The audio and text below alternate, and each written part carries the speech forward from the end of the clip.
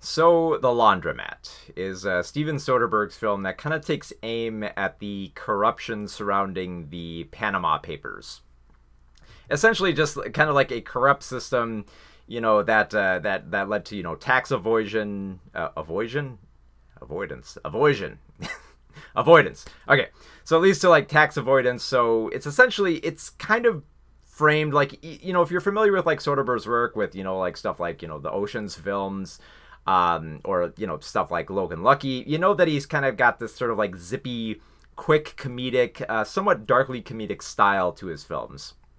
And that's still present here within The Laundromat, which is kind of a meandering ensemble film that kind of takes a look at like the bigger picture surrounding what went on with the Panama Papers, how like, the people at the top who are corrupt, how they dealt with it, and how the people who are at the very bottom, who are facing tragedy and economic hardship, how they dealt with it.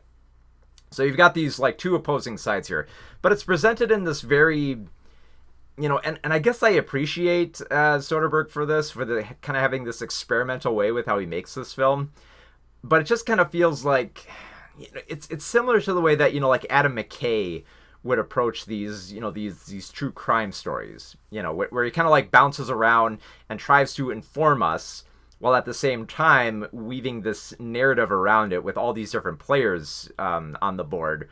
And we kind of get lost here and there, and the tone kind of shifts wildly within this film.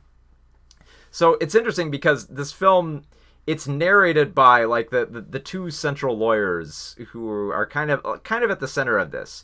So you have Gary Oldman and Antonio Banderas playing Jurgen Mosek and Ramon Fonseca. And they essentially narrate the film to sort of like let you in on, how does, this business work? How did we get away with this? And, who is to blame here?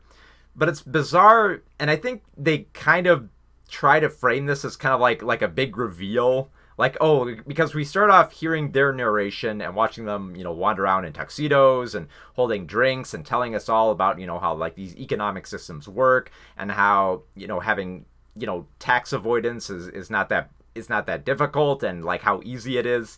But there's something weird about when we reveal that they're the ones behind this, and they're kind of like cackling as they tell you all this stuff. It's like, man, isn't this system messed up?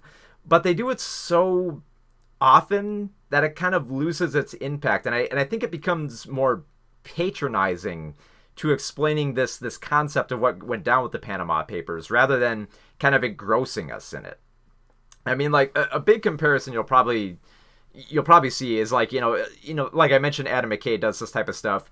When Adam McKay did The Big Short, there's a scene where he's trying to explain to us, how do like certain types of loans work. And in order to draw our attention, he has Margot Robbie in a bathtub trying to explain it to us. Now, it's absurd, and it's a funny scene because, Margot Robbie is reading off, this exposition about how these typical loans work. And it's informative and it's funny, but it's more funny in the sense that we needed Margot Robbie to draw our attention to it. Here we have Oldman and Banderas, who are essentially playing the guys we're not supposed to sympathize with, that we're supposed to be angry at, and they're constantly laughing in our faces the whole time. Not even just laughing in our faces, they're laughing in the faces of everyone else as well as being bitter that they had to pay the price. And so it comes off a little patronizing. Now, especially because the main character that we mostly follow through this is Ellen, who's played by Meryl Streep. She goes on a vacation with her husband, but her husband ends up dying on the vacation, and now she's got to find a new place. But the place that she wants is taken up by these Russian guys who pay in cash. So she decides, well, this isn't fair. So she goes tracking down, how did this happen? And she tracks it down to this company, but this company turns out to be not real. But then that company shifts over to another company. And so quickly we see like this web, open up of all these, corrupt companies who are just kind of like formed out of the blue from these people who are sitting high. And all of a sudden now they're not sitting high. And it's weird because like we start from kind of like Ellen and then jump off into these other stories about how warped and corrupt the system is. But we just kind of go to like a whole bunch of odd little stories. Like we go to one story about, you know, a guy who has like, you know, a family on two continents, and then he gets cornered. We have another where a father is cheating on his wife with another woman, and his daughter finds out, so he tries to bribe her off with a $1 million company in hopes that she won't tell, but then that kind of all unravels.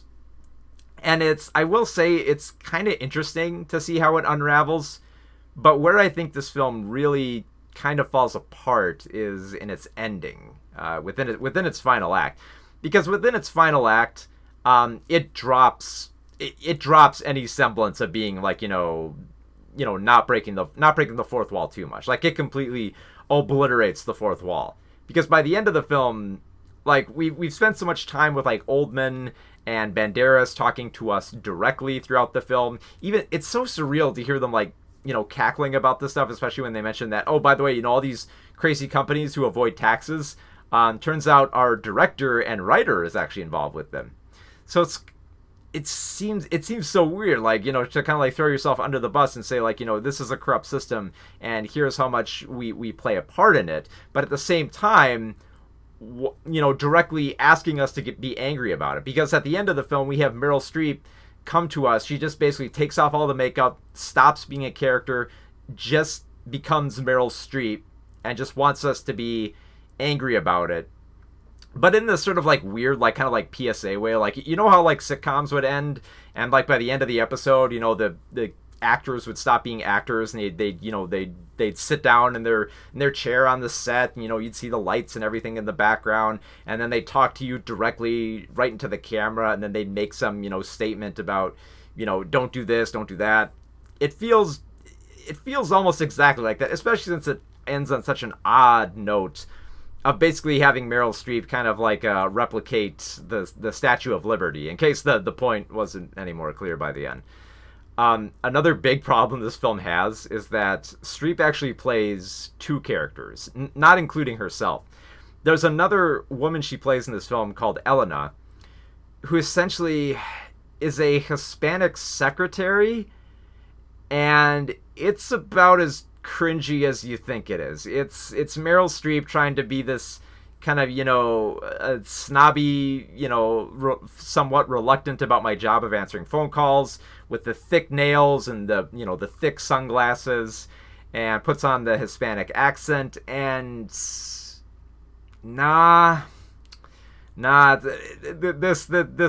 doesn't really fly, especially since they kind of like frame this character as being the whistleblower. It's like, nah, don't do it. Especially since it's not really effective either, because by the end of the film, like when I say that Streep takes off her makeup, she's actually taking off the makeup of Elena, as if it's some big reveal that, oh, Elena was Streep the whole time.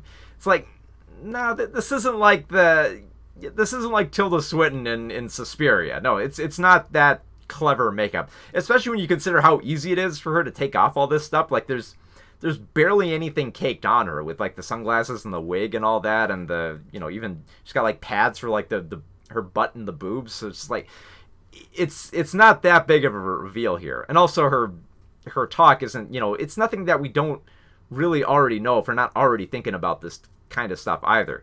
So essentially the film wants us to not really consider that much, but just sort of to feel something, to get angry about it, to pay attention to it. Which I think is fine, but it feels like this film is so all over the place that a lot of that message really doesn't come through, and just kind of like just looks at like, kind of like the quirks of this true corporate crime that that went awry.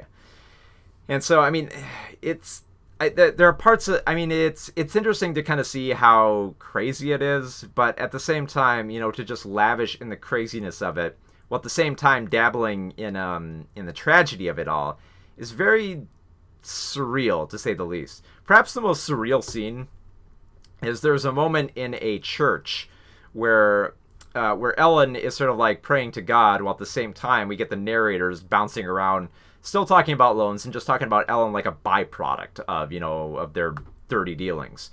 And so they talk about that, and then they leave, and then we kind of like hear Ellen's internal thoughts, which is that she's desperate and she's begging for revenge. So there we see some of that. We see that anger come. I feel like that scene is more effective in getting the audience engaged than the ending of just having Streep just lay out everything for us. I get the feeling that that scene might have been in there. I mean, the ending scene, just because they feel like, okay, maybe audiences won't get this. Maybe they'll just look at this like an Adam McKay film and think, wow, that's just odd. You know, man, that's a messed up crime, and then they'll forget about it. But and then it feels like the ending says like, no, you need to get angry about this. This is a problem with the system, and it's barely addressed here. And that's kind of the problem. The bigger picture here doesn't seem as addressed because it seems so focused on weaving this sort of like crazy, almost kind of like screwball nature to the whole events that it kind of clouds what we're really supposed to take away from it. So it's very off-putting. I gotta say that I do love the cast here. I mean, Oldman and Banderas are fun in the roles for whatever that might be worth. But there's a fairly huge cast here, and kind of similar to a McKay production. You got Jeffrey Wright, you got Will Forte, you got Chris Harnell. You've got so many of these actors, and some of them are in very, very small roles too. Like when I mentioned Will Forte is literally in just one scene as an unnamed character, so it's kind of like, oh, okay, he popped up. All right. And they do well in their roles, but it's such like an unfocused vignette on the subject that I don't really feel that it has the impact that I feel like this type of film should have. And so it just doesn't feel equipped to talk about this kind of stuff to the degree that doesn't come off as, just kind of like patronizing and just explaining us the rules rather than dabbling in the deeper levels of like the corrupt system that led to this event in the first place. So yeah, it's a tricky film. So The Laundromat, 2 out of 5 stars.